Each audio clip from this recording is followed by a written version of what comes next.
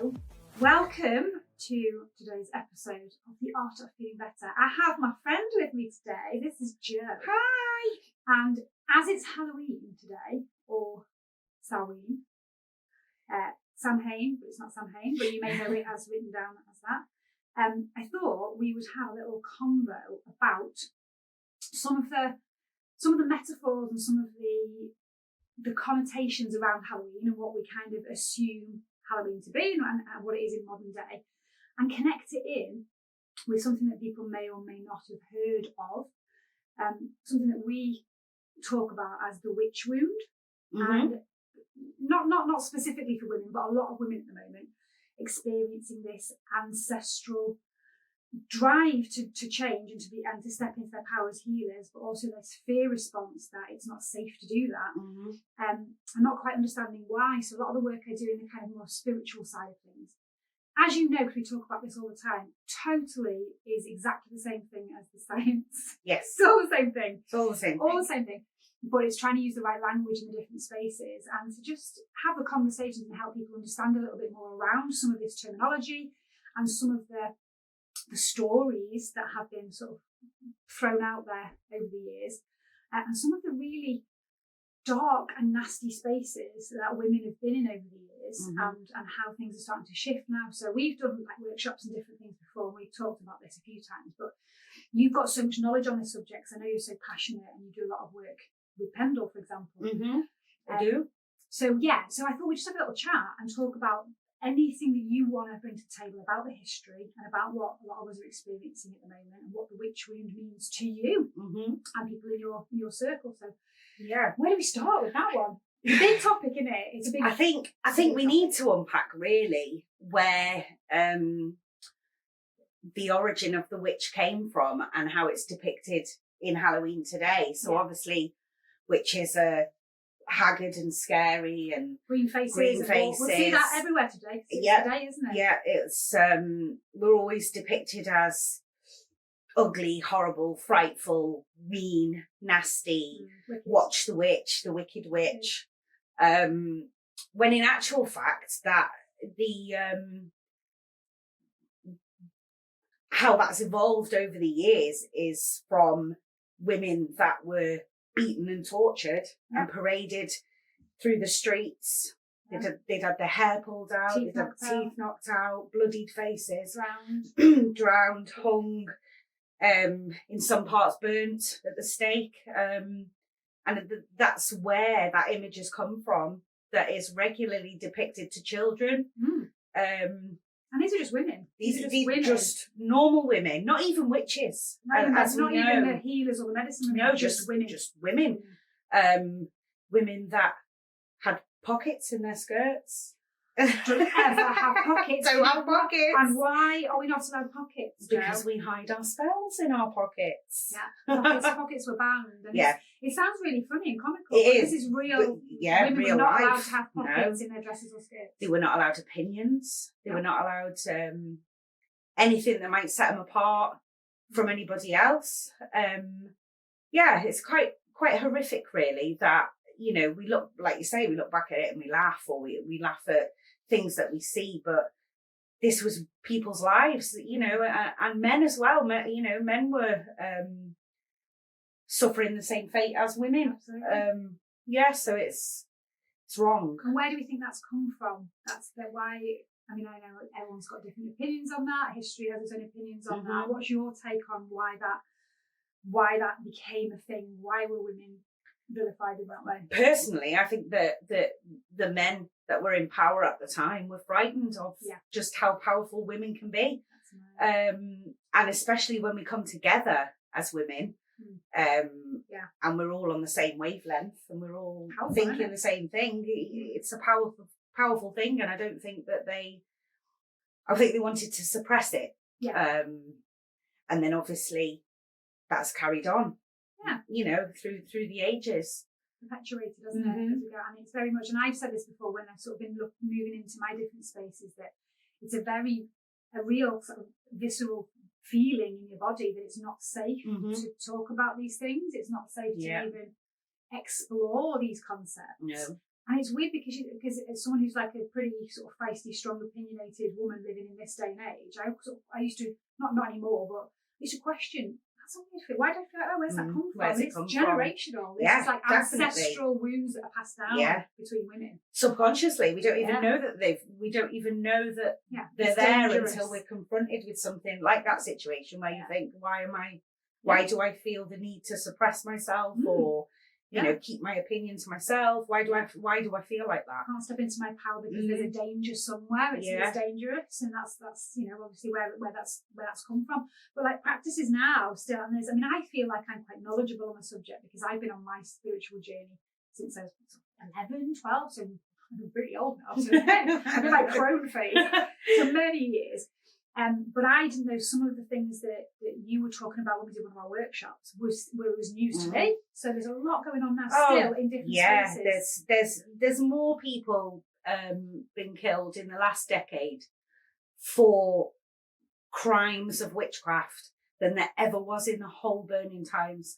So that's Burning Times in England, Wales, Scotland, and the rest of the world. There's more happening now. Unbelievable. So I've done quite a bit of work with research with Amnesty International and the things that happen, not necessarily in this country. There are things that happen in this country, and just as an example, down in London there was a social worker, and 47 of her cases that were active and live were children that had been accused of witchcraft by their parents or family members that social services were actively involved with. And that's just in this country, just one borough. That's just London. Yeah, it's so surprising to me that, because you wouldn't think that it was happening now, but it is. And there's a lot that goes on in Africa. Yeah.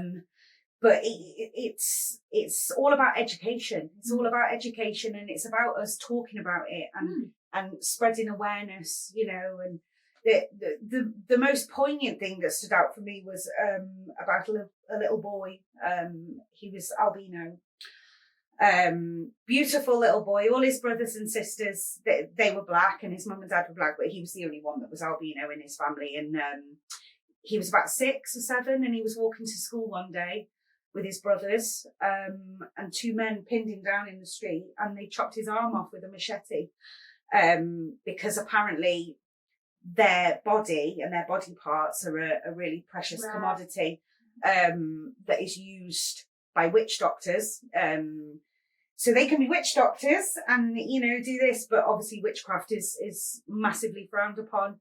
They have witch camps where they send people to that are accused of being witches. Isn't that crazy now? And these people are left there to die, literally. And if you go to help them and give them food or water or anything, you're put in there with them. Yeah. So there's no escape for them. But it shouldn't be happening, because these people, they're not witches. They might be witches. You know, they're not witches in the sense that you're taught witches are. Yeah. This is why the subject's so difficult, because you're taught that witches are the monsters. They do terrible things to people, and, you know, like you say, the Wicked Witch of the West and all those things. And there's a belief there that's ingrained in people of what the word witch means. Mm-hmm. But we have a very different interpretation. Anybody who's you know, involved with these communities and are active practitioners view that very differently, and view the word very differently. Yeah, they do. And I think there's such a disparity between that space and the rest of the world, who they're not even in the space to think about it, because a witch is just, it's a mask you wear at Halloween, that's it. That's what witches are. Yeah. And then if anybody is like practitioners, if anybody speaks, and we've had this in so many spaces when when we talk about it, and you'll speak about your work, and people instantly are like really baffled, like, this is an intelligent woman who is a mother and does all these things. I'm going to pretend I didn't hear that word, because that's like a fairy story word. Yeah. Because that's what we're taught and led to believe. Yeah. So what in your, it's a difficult one to frame, but what does it mean to you? What does that word mean to you? What is your opinion of what a witch is? A witch to me is somebody that reads energy, uses nature, follows the moon, follows the stars and the sky, somebody that's in tune with nature, and just somebody that is sitting in their own power and is true to themselves, and uses the tools that nature offers, crystals and plants, even divination, the elements, the elements, just to add to their lives. It's not to persecute anyone or use against anyone. It's just to give energy and power to your own manifestations. Your own life. Like people use tools. For me, that's what witches use. Their own tools. That's all it is. What would the word witch mean to you? It'd be interesting to hear in the comments what you think the word witch means. What is the word that comes up? Sometimes we do that with like post-it notes. What is the initial word that comes up? What does it mean to you? Because it's just such a fascinating topic, I think, really fascinating. And I obviously, my work in that space is more of a sort of shamanic practitioner. And I always, for me, the word witch, I don't really associate with myself. And not for the reason of the witch wound or because I'm not in that space. There's just other spaces, and I've explored loads of different things over the years since I was a child. And everything that's associated with shamanic tribes, we talk about this a million times. And the practices and the similarities are so great. It's for me working with what I have around me, with the elements, with nature, with my surroundings, with my energy. I do a lot of work around the Schumann resonance and looking at my own. And we're going to talk about this in another podcast because you're also a sound practitioner. Stay tuned. We're going to talk about energy in a different way. But for me, it's all connected. The whole thing is connected. It's just the different labels that we put on it and the associations with those labels. But there's such crossovers and such similarities, and it's very much in the kind of the pagan community. There are lots of different people that have different practices and different tools that kind of come together with whatever their label is. There's lots of practicing witches. There's lots of people who just have different ways to frame it. But it seems so similar to me. It is. It's all very similar. It's power. It's taking back your own power. And especially again, there's another conversation about Wicca and the Wiccan community, which is sort of a different space again within a space, and understanding the ethics, I suppose, behind it, if that's your frame of reference, and as long as you're not hurting anybody, cool. Do what you want. The thing that I like most about it is the fluidity of it all. There's no right or wrong. There's no one path. I might start this journey off on crystals, and then I take a shamanic path, and then I come from the shamanic path and go onto a Wiccan path. And there's no right and wrong, and it doesn't matter whether you've been practicing for 5 minutes or you've been practicing 50 years. We're all of the same understanding that it's there to help us. It's there to achieve the things that we want to achieve by, following whatever path it is that we're on. It feels to me like it's the words that come to my mind is that sovereignty and empowerment is what I get out of the space that I move in, as opposed to the structure that we've got in Western society now, where it's having things done to you and having other systems and things to fix you. It's understanding who you are, what lights you up. It's all the work I do at Mojo School, really. Understanding what makes you tick, what your passion is, what your purpose is, what your real identity is, what your DNA blueprint is, what you're here to do, and having the accountability, the sovereignty and the power to do that yourself, and then pay it forward and support your family, your children, your community. And for me, I feel like that's what it always was, way back in history, at the beginning. That's what it's all always about, community. Was. And then all of a sudden, as you say, this hierarchical, patriarchal system came in, for whatever reason, and it was very obvious that this way of living, and in particular the women who came together and worked together as a community, were directly opposing this new framework. So it became really apparent really quickly that anybody who behaves that way, everybody who has their own sort of freedom of thought, and they have any kind not to be tolerated. It's not, because it's not in that system. That does not work. That's the enemy. That is the enemy to everything that we're trying to create, where we've got this kind of power. You can't have anybody that's free thinking, that understands the connection between their own bodies and the natural environment. Anybody who understands their own energy and that they have the ability to harness. I mean, we're both Reiki practitioners. So, and if you understand Reiki, which I think I've done a couple of videos on it before now, but if you understand the whole concept, being able to harness, direct and release your own energy, whether it's for yourself, your own life, or whether it's as a healer supporting other people's energy. That's massively powerful thing for people to understand about themselves, and that's why all of this language came about. Quackery and woo-woo and tree huggers and all the hippies and all the mumbo-jumbo, because it was very easy to use that psychological manipulation to go, don't look over there, they're all weirdos. Don't look under there, they're evil, they're wicked, they're bad, they'll hurt you, they'll harm you, they're up to no good. Stay over this side. And then everybody's kind of shoehorned into this brilliant space of complete control, complete coercive control, where they have no decision-making power over their own lives. They just... And we can see that playing out now really badly, can't we? That's the situation. But everybody... there's also a massive awakening. It's a big movement now. There's a huge shift. And I feel like people have probably felt like this for a long time. Yeah. Or they've practiced behind closed doors for a very long time. But now that there's more of us speaking out about it and saying, no, it is okay to call yourself a witch. Yeah. It is okay to call yourself a shamanic practitioner, a healer, exactly. Or medicine man, or I think it's empowering a lot more people to come forward and realise that actually there's nothing bad in it. Yeah. And having an interest in crystals, and then everybody else around you goes, oh, just rocks are stupid, which is fine, it's cool, every opinion's valid.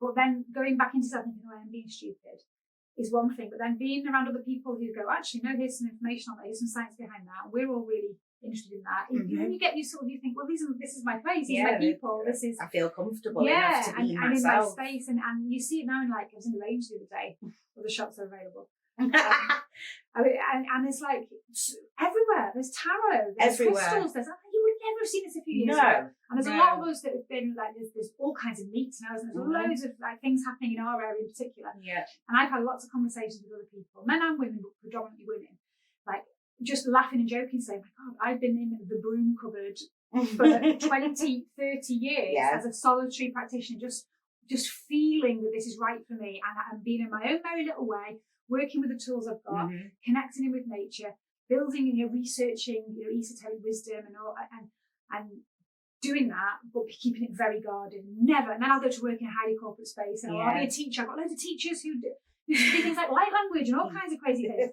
And then I'll go back behind closed doors and I'll be myself in this space. But then all of a sudden, brave people start to speak a little bit, and it's like, oh, okay, that's me. That's me. And it's definitely more so now over the last few years, for sure. It's gathering momentum, isn't it? Yeah, definitely. And I love the way, and it's difficult in one little podcast, but there's so much. I would encourage anyone to just explore, read books, just open your mind to different things, and on both ends of the spectrum, and critically think and assess what works for you. Yeah. But having that knowledge is really powerful, because you'll find things that you never would have thought about, and you can kind of challenge your own perceptions, can't you? Your own stereotypes, your own assumptions. And you might just find your space there that works for you. But having these conversations and being able to connect the dots between this space, which is just like fairy story, weird shit, totally woo-woo, totally bizarre language, and then trying to kind of join the dots with things like very scientific outcomes and knowledge, and things around quantum physics, and and just simple things like the plants. That's where all medicine comes from. It's the plants and the herbs, and there's science behind it. It's proven, they're all there for a reason, and they grow in certain areas when people need certain things, and they grow next to each other so they can help each other. And it sounds fantastical because we're taught that it's fantastical, but then you look a bit deeper and the science is there, everything's there for a reason, isn't it? Definitely. Yeah, I think it's really cool. I think it's these conversations that need to happen. Hopefully the people out there listening to this, I know there'll be some people that'll go, no, not listen to this one, don't like it. It challenges everything I've ever believed and everything. That's called cognitive dissonance. But they don't have big warts on their noses and pointy hats. I know, why are they not green? Why are they not green? But there'll be some people out there that'll go, oh my gosh, this actually makes me think about something that I feel that it's kind of shifted my perspective slightly, or, oh, thank goodness I get messages sometimes, you just said something. Am I right in thinking that you're in this space? And I've known you for years, and so am I. I thought you were just like a normal school teacher that just went to school and went home and was very, very corporate, or worked in a bank, or. But that's because we've been taught so long to suppress ourselves and not be out there. I've gone past that point now. You are I'm 100% out the broom closet. You are well out. You see me flying on my broom. You are definitely even your door at home, and everything. That car with pencil wheels that you used to have. But that was let's not talk about the car. It's a great car. And that's so empowering, isn't it? And it's also empowering for other people. It is. But I've also, with with being out there, I've also experienced firsthand persecution for that, being ostracized by the community for that. And until it actually happens to you, you don't realize just how soul destroying that, that can be. Something that you're passionate about, that you're totally aligned with, and a whole community of people are going. And you don't think that people could be so cruel. Well, this is it, at you, or misguided, or Mm-hmm. whatever the word would be. Yeah. Until it's directed at you. And I guess that's the beauty of kind of just spreading a little bit of awareness that there are things, there are communities of people that exist all over the place that have specific beliefs and specific practices, and enjoy each other's company and do great things that isn't not affecting anybody else whatsoever. And it might be nice to find out a bit more about them so that you can understand where you fit with that, whether it's something that you think, well, that's cool, not for me, but crack on, I'm interested to hear more. And it's not even a case of we're trying to convert you. It's not true. Yes, So my husband has said a few times, are you sure you're not trying to start a cult? It's the furthest thing from my mind. I don't want that kind of responsibility. I just want to spread awareness. We're not trying to recruit you. Yeah, spread awareness of different But it's awareness, and what I found, the pagan community is one of the most accepting of other faiths and other people than any other one. It's interesting, that one, isn't it? It really Everybody's is. welcome. I know there are people in that community who have very strong Christian beliefs. You would not think that would match up. No. I agree with that. But we can all sit together and be of these different faiths or beliefs, and it doesn't matter. Yeah, you've still got in common. You have your practices and your way of life. It's a way of life, really, isn't it? It's more than anything else. Yeah, definitely. Yeah, I think it's fascinating. And we're going to have another conversation. We're going to talk a bit more about, a bit deeper into kind of energy medicine, and in particular sound. That is your baby, that is your superpower. It is. Like, so gifted. Joe's the only person that I go to for Reiki treatments myself. And I'm so privileged. I trust you. You're so good at what you do. You are really, really good at what you do. Thank you. And your sound, the sound healing is just magic. And I think there's so much there that people don't understand around frequency and sound. And we're going to talk about that in another one anyway, but even just thinking about music and what it does to you in general is huge, isn't it? Which we won't go into too much about, but just something to think about. And whether this topic resonates with you or not, I definitely suggest listening to the one around sound, because it's relevant to everybody, isn't it? Definitely. So before I let you go and enjoy whatever you are doing for this particular celebration, and we celebrate very differently. I'm kind of in a space now where over the years I've really offended trick or treating and doing all the kind of traditional Halloweeny stuff, because we don't celebrate Halloween. No, it's a different thing altogether for me. But I get it, I understand, and it's really family love it. Kids love it. Kids love it, and it's great. But I have very specific, practices and things to honour. For me, it's about honouring ancestors, and it's about, very different things, doing lots of energy work, doing lots of shadow work and inner child work and healing. And well, that's what it was originally for. And it tied in a lot with the 1st of November, which is the Day of the Dead, that the South Americans celebrate. And it was all about lighting your lantern to guide your ancestors home, and doing your dumb supper. So you would set a plate for your ancestors. And that's what it was all about, until it was commercialised as the Halloween as we know it, and that, it's never normally nasty, horrible monsters. All the scary stuff. But it was never. I don't even know where the name Halloween came from. I don't know, but we should look at that. I did, because obviously we have Samhain, but the norm is not All Hallows Eve. All Hallows Eve, and then changed to Halloween. Yeah, but it's a very different space they move in with that. So I'll do certain things for my own personal sort of beliefs and practices, and then we'll do, the kids are older now, but we do all the trick or treat. I'm always looking at the costumes and thinking, kind of feels just so misaligned, because. But how many of you had to wear a bin bag and a pointy hat? Bin bag, which is great. I've done that recently, actually. Really? The whole family went, so we did one of those murder mystery. It was one of those mystery tours around Liverpool. Yeah. And you could team up, and we decided to be bin bag. It was so ironic. Bin bag witches. So we were all as adults, probably. It's great. It's all right if we take the mick out of ourselves. That's fine. That's absolutely fine. But yeah, it always makes me think, gosh, I'd love to just knock on the door and just, can I give you a lesson in what this actually means? Like, I don't want sweets. I just want to tell you that's just really, that's really offensive. Last year I was handing out mini spells to the parents. Brilliant. The money spells. How did that go? They loved it. They were telling all their friends, and then I had a line outside the door. Go to the witch's house with the purple door. It's so cool, isn't it? Because nowadays everybody, and again, the language we use, everybody's into manifestation. And manifesting, is everywhere you see manifesting and specific intent and doing vision boards and doing all kinds of stuff. It's literally, that's what it is. That's literally what women have done and men have done for millennia, is working with specific intent, specific tools, specific representations of colour and products and items and things from nature to focus your energy on a specific outcome. And that's all it is for me. And keep them in your pockets. Yeah. And then that's literally all it is. In the pockets that were banned. It's not like you see in the films. It's not like you see in the cartoons. If I could wave a wand and my house be clean, I would be over the moon. How cool would that be if all the squirrels came in and started doing housework? Put all your washing away. I'd be so happy. Yeah. But unfortunately, it's not like that. It doesn't work like that. Instant gratification would be great. When we say that we're a witch, people assume, that's the automatic thing that they think that you're doing is. Yeah, if I come in your house, you're going to turn me into a frog. Yeah, like Samantha and her twitchy nose. Yeah. I'd love it. You're going to put me in a boiling pot. Depends, maybe.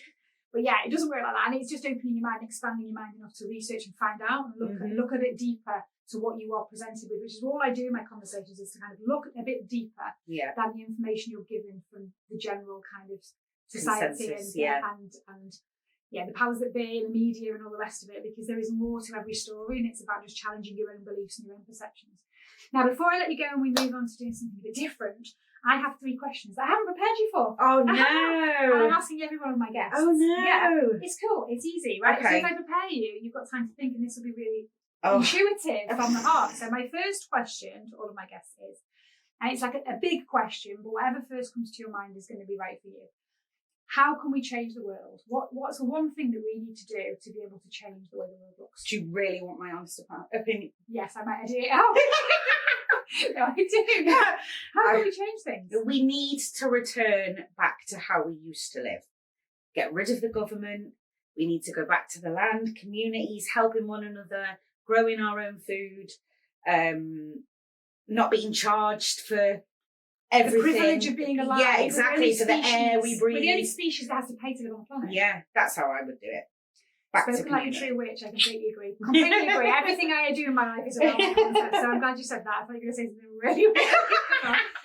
My second question is a really wee small version of this. What is one thing that people can do every single day that might just help them feel better? Because it's called The Art of Feeling Better. Yeah. Podcast.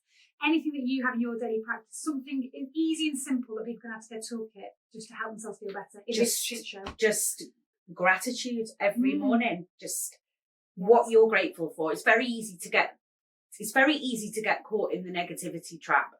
And you wake up and you think, oh my God, I've got so much shit today, or this is going to happen, or that's going to happen, or I've got to go and do this, I've got to go and do that. And sometimes with the power of attraction, we attract that to us if we're in that negative space. So just get up every morning and just list. It only has to be 3 things. Yeah. 3 things that you're grateful for that morning. Such a powerful day. 100%. Energy is great advice. Yeah. Gratitude journaling is brilliant. Brilliant. I love that. Final question. We've got a Spotify playlist. Okay. So I've got the Art of Feeling Better Spotify playlist, and I'm asking every single guest to pick one song that's their ultimate feel good tune, and it can literally be anything, right? Wow. And don't forget, I might let you do another one on, because you've got 2 podcasts. Oh. So you could pick 2, but just pick one for now. That if you're really feeling crappy, you've had a bad day, is there a song you put on that just instantly boosts your mood? Oh, I know there's too many. That is such a tough question. I've had so many, like from rave songs to Christmas songs to oldies. Wow. I've had loads of different ones. I don't. And that is when the battery died, just as Jo chose her song, which was Basket Case by Green Day. God damn it. So thank you so much for joining me tonight and spreading a little bit of wisdom and giving people something a little bit different to think about.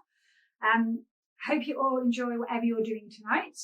And maybe just think about things a little bit differently, and maybe just take the time to think about what this celebration would have meant years ago for your ancestors, and think about maybe, your ancestors lost loved ones, people that are no longer here, and just give a bit of time to connecting and thinking about that.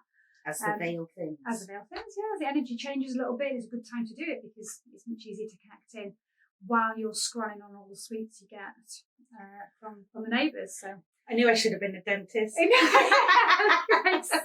in the wrong industry. Thank you so much. Good squish. Thank you. Thank you. Thanks for having me. Wow.